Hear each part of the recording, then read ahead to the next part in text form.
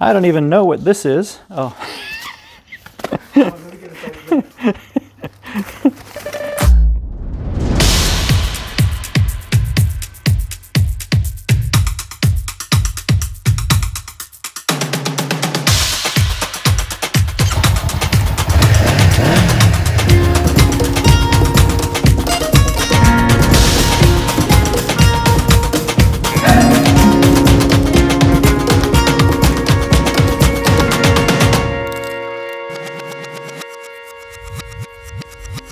Okay, so now we've gone through the bike, we've gone through all the mounting points, how we'll be recording everything.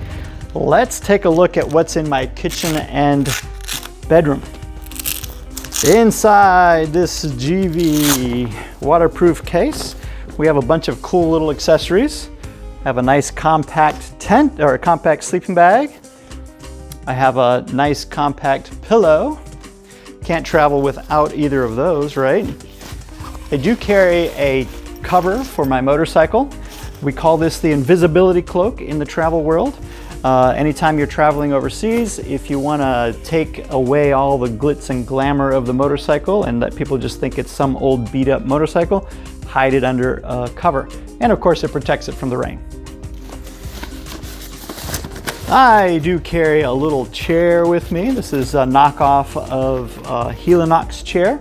Very cool little comfortable chair. It's super lightweight. My tent is a Eureka Sun River 2. I always recommend to my traveling friends to get a 2-person tent even though they're traveling alone, simply because as motorcyclists we carry a lot of crap. You got all your boots, you got all your jacket, you got all your clothes that you gotta stuff somewhere in your tent, and it's just nice not to be too claustrophobic inside a 1-person tent.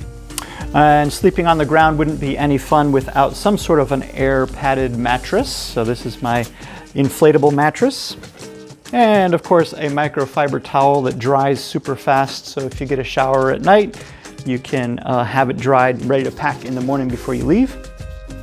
And this handy dandy little accessory is a collapsible bucket in case I want to wash dishes or wash my face by a stream. And next I have a couple little stuff sacks that carry separate little kitchen items. In here is my water heating / stove kit. This is some spare fuel for the stove. And of course I've got this little Whisper Light stove attaches to that. And some cleaning supplies, some matches, lighter, that sort of thing to get the stove going. And of course the pot itself serves as a cooker to be able to cook up some noodles, cook up some dinner, as well as hot tea in the morning. Nice big mug for hot tea.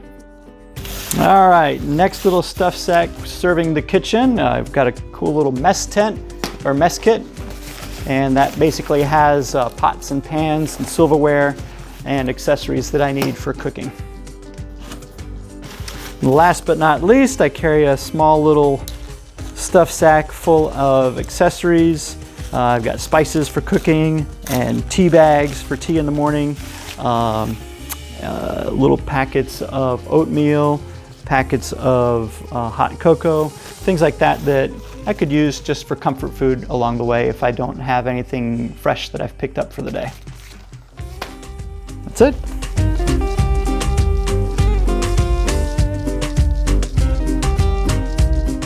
All right, so basically that is everything that I carry with me in my kitchen and bedroom type kit.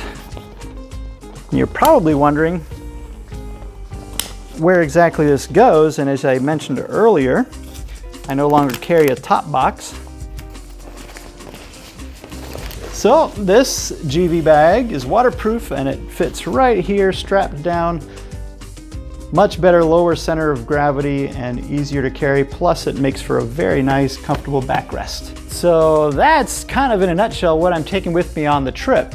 Now obviously I didn't go through everything. I didn't tell you about my underwear and my socks and all that sort of thing. All of those things, all of my clothing and toiletries fits in the other panier on this side. And I'll go through some of those later on down the road probably, but as you all know, everybody has a different style of travel and a different style of comfort, a different level of comfort. So it's up to you as to what you're taking. I'm going pretty minimalistic with just a couple pairs of shorts, a couple pairs of t-shirts, things like that. But I'll go into that on the road. Other than that, I hope I didn't leave anything out. This is Trinity, and Chris and Jason is behind the camera. And we are signing off until the next video when you'll see me leaving for the start of the Moto Mexico adventure. Aren't you glad I'm not a 5-take kind of guy? I wouldn't let you stop recording though.